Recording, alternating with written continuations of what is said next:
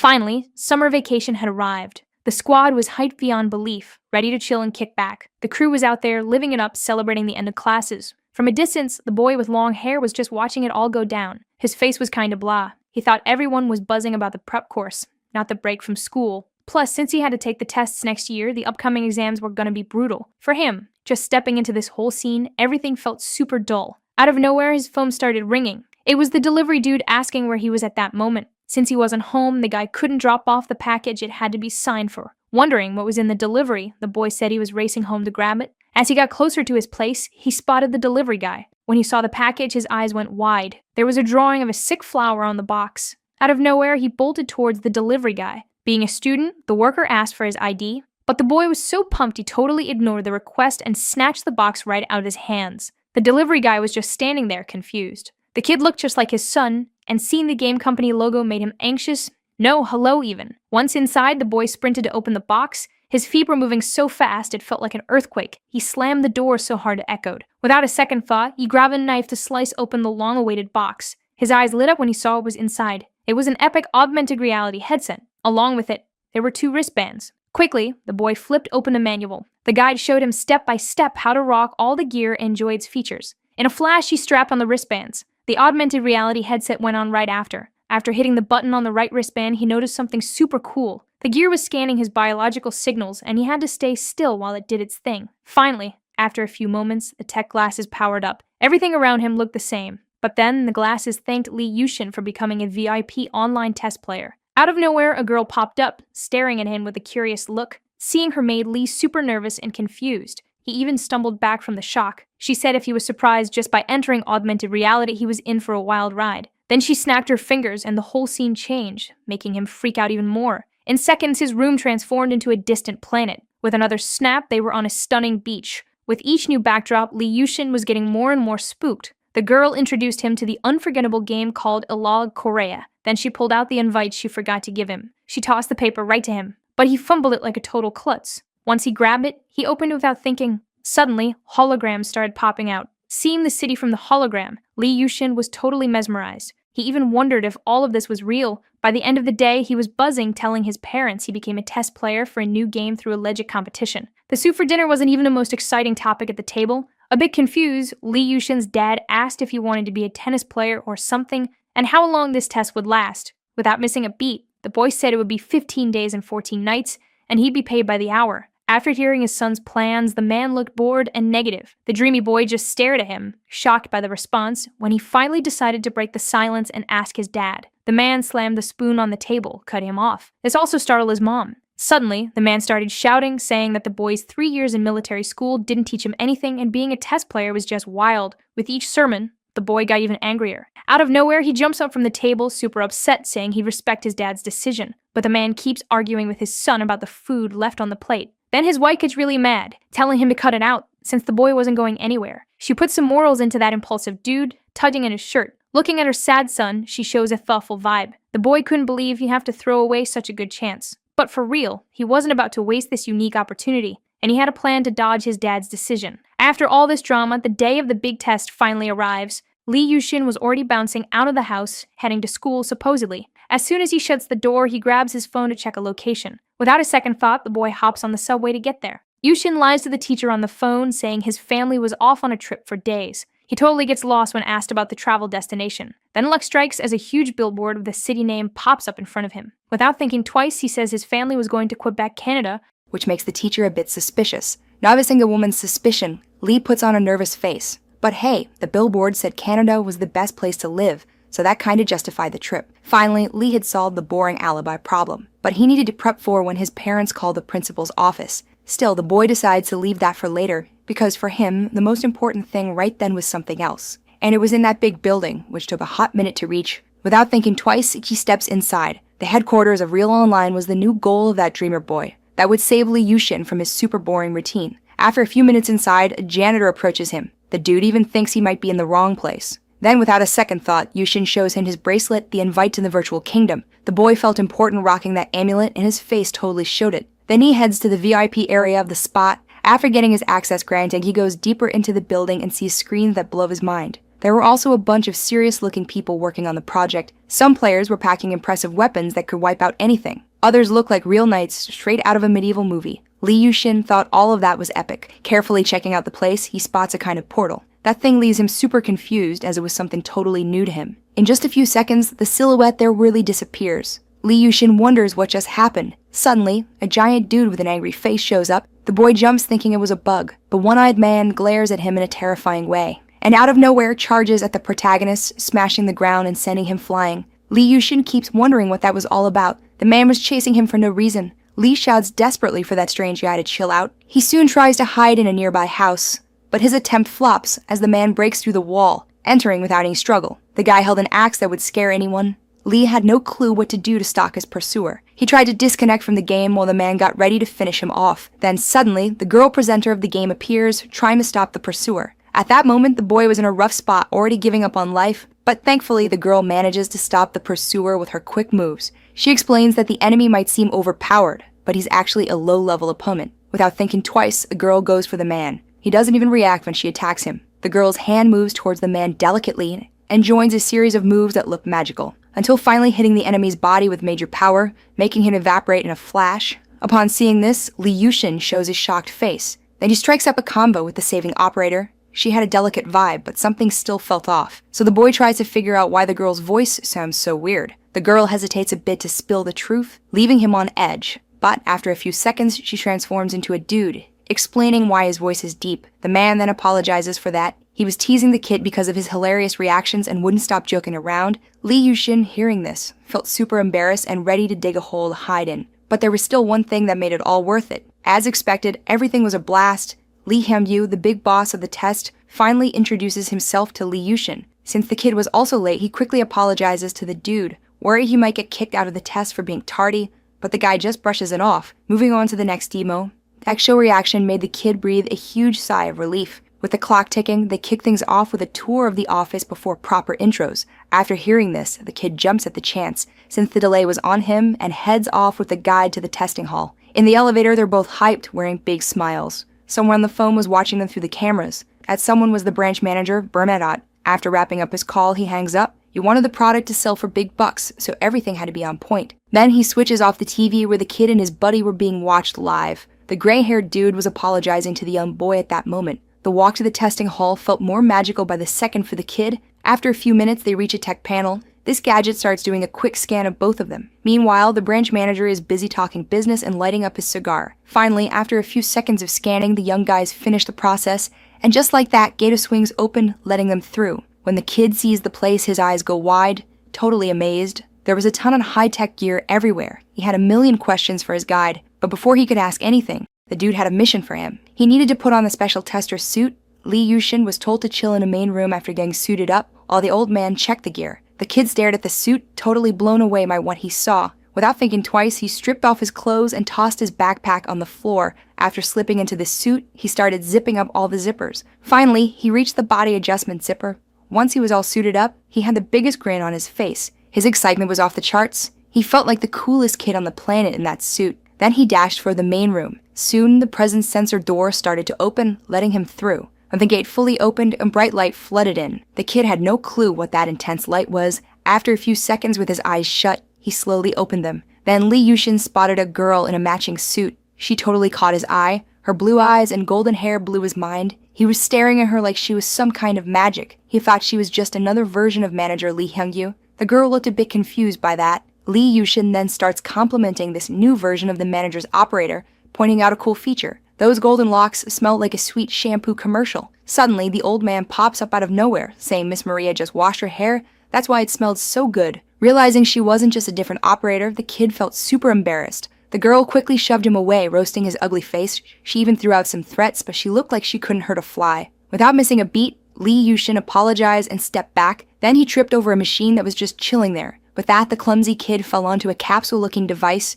The machine started doing a user check and kicked off a revitalization process. Freaking out, the kid started yelling for Manager Lee. Maria, watching this train wreck, thought the kid was a total idiot. Hearing her roast made him feel a bit embarrassed. The old man apologized to Maria, explaining that due to some tech issues, they had to merge the online reality server with the simulator. When she heard this, the girl got furious, not accepting that Li Yuxin was just a regular user. Meanwhile, the kid was pretty annoyed by the nicknames she threw at him. She was totally not vibing with the manager's idea of bringing a civilian into the training simulator, worried that the higher-ups would catch wind of it. Once again, the old dude apologizes and explains that after the last incident, if the online reality hadn't merged, the simulator would probably be toast. The boy was itching to kick things off, since they were diving into some seriously confusing stuff. While messing around with the machine, he felt the absence of a user manual hit hard. After fiddling a bit more, he got a little freaked out. Lee Yushi realized there was no instruction manual for the game on the main screen. Meanwhile, the girl was getting even more heated with the old man after finding out about the mission she had to tackle. They got the whole picture and decided to give her full access to the training simulator. When she heard this, the girl chilled out a bit. Lee Yushin, at that moment, was just watching the argument, totally lost.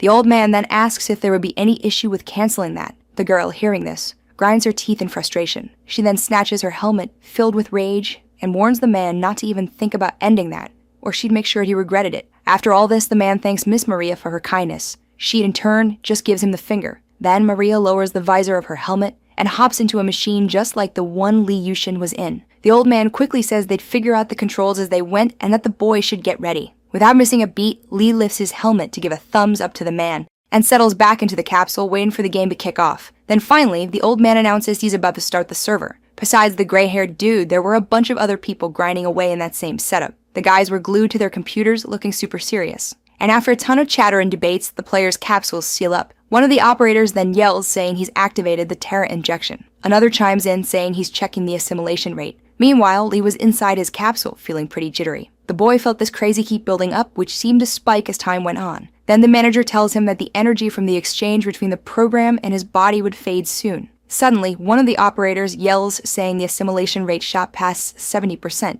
In a flash, the percentage jumped to 80. When it hit 90, the two testers were already geared up for their mission. Finally, when the assimilation rate hit 100%, the manager calls for the game to start. Then, the countdown kicks off. The machine studied the players' bodies, which at the end of the countdown confirmed the process was complete. Lee Yushin at that moment was chill and had his eyes closed, just like Maria, who was ready to back him up on this mission. Finally, the virtual reality simulator powers up and soon it reflects on the boy's state, who starts to teleport. The same goes for the blonde, who was already used to all this. The manager then wishes them a wild journey filled with epic experiences. Lee Yushin hears a weird sound and a familiar feeling and instantly knows what was bugging him. It was rain dripping on his face. That sensation was so real it barely felt like virtual reality. Even the drops of water were cold and totally felt legit. He remembered lying in the capsule and couldn't figure out why he felt so chilly. Plus, he was decked out in some strange armor that came with a cape, just like a superhero's. After taking it all in, the boy was shocked to realize where he was. He was standing on ground he'd never seen before and already knew where he was.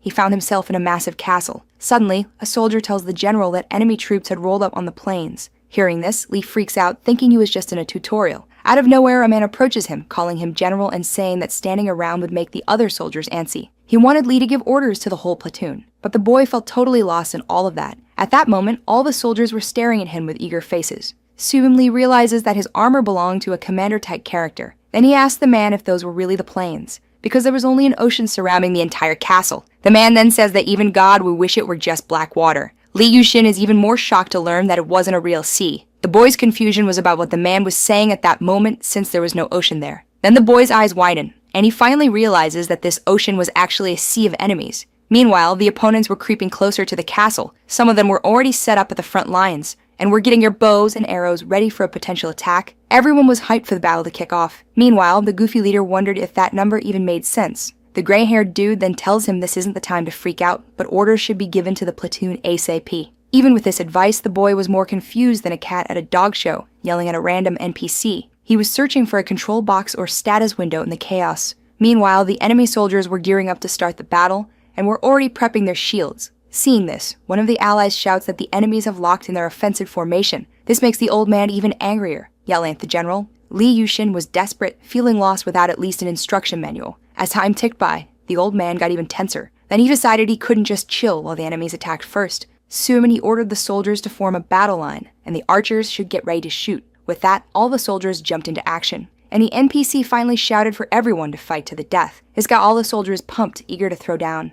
Meanwhile, he was just watching everything unfold without a peep. With that, the old man gave the green light for his soldiers to fire. They immediately jumped into action after the go-ahead, and soon launched a storm of arrows toward the enemies. They flew at an insane speed. After a few seconds in the air, they started to drop. Those sharp weapons were dangerously heading towards the ground. With that, they did their job, hitting the enemies hard. The countless arrows fell right on the opposing soldiers, many of them groaned in pain as those sharp tips found their mark. With this first attack, several enemies were successfully taken out. But this sparked outrage among their buddies, who quickly aimed their weapons at the castle. At that moment, a massive counterattack was aimed at the protagonist's platoon. After a few seconds of prep, the enemies launched their arrows. There were so many sharp weapons slicing through the sky that it looked like black rain. They were heading towards the castle at a deadly speed. Realizing the danger they were in, the old man's eyes went wide, and he immediately shouted for his soldiers to raise their shields. Without a second thought, they obeyed their supposed leader. The arrows then began to rain down uncontrollably everywhere. Various parts of the castle were hit by the enemy's counterattack. Many windows and doors shattered from the arrows flying wildly. But on the flip side,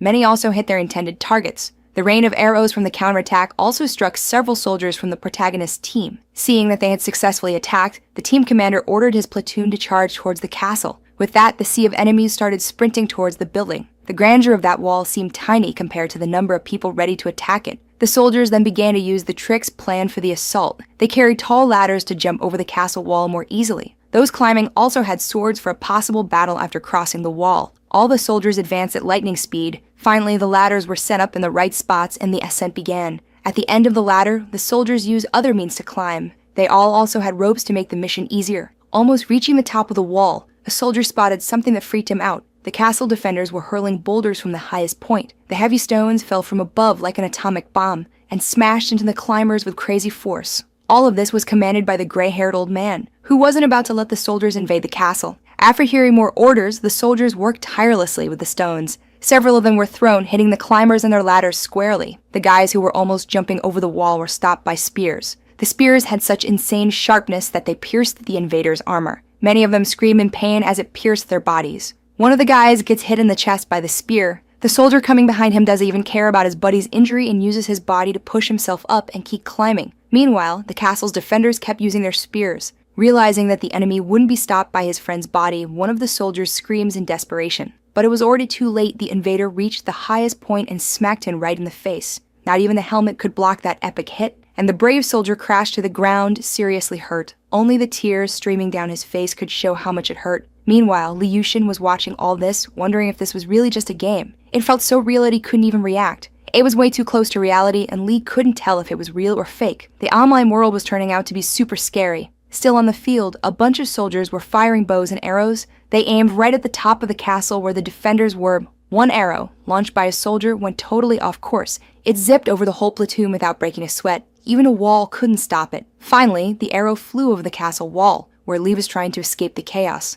But out of nowhere, he gets hit and spills a good amount of vital red liquid. That arrow just grazed his face. And of course, it ended up sticking in the neck of some poor soldier. After getting hit, Li instinctively shuts his eyes. Realizing his hand was covered in vital red liquid from his face, he freaked out. He couldn't wrap his head around why it hurt so much, since it was just a simulation. While trying to figure out if that pain was real or not, the gray-haired man looked at him with worry. The man then yelled for all the soldiers to protect the general. They jumped into action and quickly formed a massive shield wall over Li Yushin. After that, arrows started raining down from the castle sky. They began to fall point first right on everyone. Looking up and realizing this, with his face spilling red liquid, Li panicked. The soldiers quickly huddled their shields as tight as they could. Then the arrows started falling from the sky like raindrops. As they hit the shields, the general got even more scared. After a few seconds, all the arrows finally stopped falling. Li thought this whole situation must be a game glitch. He still couldn't find the control window. He couldn't believe the mess he had gotten himself into. He was totally trapped in that chaotic place. Once the attack stopped, the redhead quickly ordered the archers to regroup.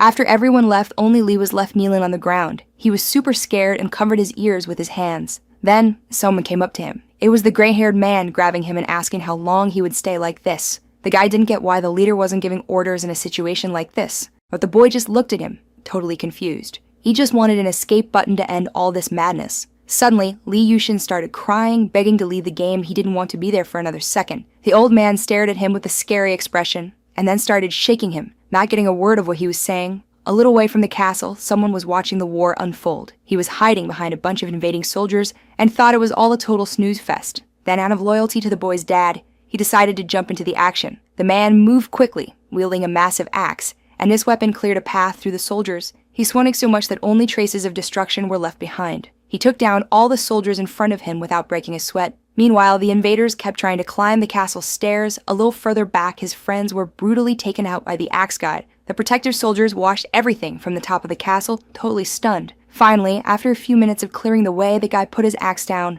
The gray-haired man and the protagonist stared at all this with wide eyes. Countless soldiers lay lifeless on the ground, and the axe was stuck in the bricks of the wall. Bits of armor were scattered everywhere. Many of them were falling from the top of the castle, and the one-eyed man kept advancing like a total legend. After a few minutes of walking, he managed to grab his axe back. Seeing the sheer power of the man, the protective soldiers were completely terrified. Meanwhile, the giant was gearing up to drop another blow that would wipe out a bunch of people. Taking a closer look, Lee Yushin realized he recognized that silhouette. Then it hit him, that dude. He was the infamous Black One. His villain was taking out soldiers like it was a game of dodgeball. Those who were left tried to bolt from the monster in pure panic. But the gray-haired man was trying to hold them back because if they ran, it would be a total massacre. Sadly, either way, lives were being lost left and right. Black One charged at the soldiers with zero mercy or pity. When the gray-haired man saw the monster coming, he freaked out. But it was already too late. The giant was relentless. Even though everyone was ready to throw down, they couldn't stop him. He wiped out the entire battalion without a second thought. The soldiers were taken out brutally, screaming for their lives.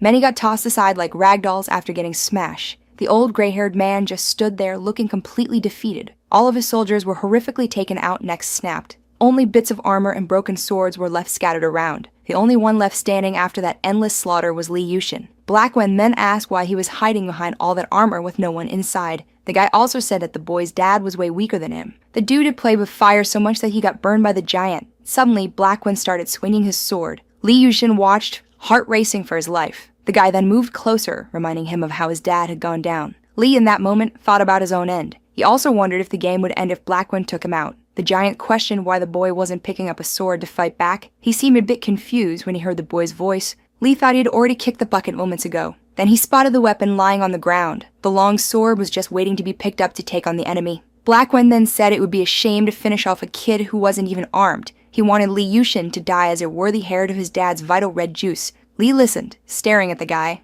and wondering what was wrong with him. Lee Yushin didn't even know who that dude was. Then he decided to grab the sword stuck in the ground. The boy was furious that the guy was talking about his dad without even knowing him. As Black One was a villain, his only goal was to take out the boy, not to chat nonsense. Lee Yushin quickly told the guy to shut it, since he knew nothing about his awesome dad. Then the boy felt a surge of anger mixed with the courage to face the monster. It was the first time he wasn't scared since he got there. Plus, that monster had wiped up a whole army with just a few hits. After seeing the boy pick up the sword, the guy was pumped and celebrated. With that, the battle would be way more fun, according to him. Lee Yushin soon realized he had no choice but to fight Black One. The man was already gearing up to deliver a killer blow to the kid. The boy screamed in desperation watching that. In the heat of battle, he noticed something that scared him even more. Lee had just lost grip of his sword, because it was way too heavy for his weak arms. The weapon stayed there, stuck in the ground, motionless. Then the end of the line came for the protagonist. As he swung for the final blow, his enemy mocked him, calling him a clown. Then finally, the boy snapped back to reality and the manager announced the end of the test.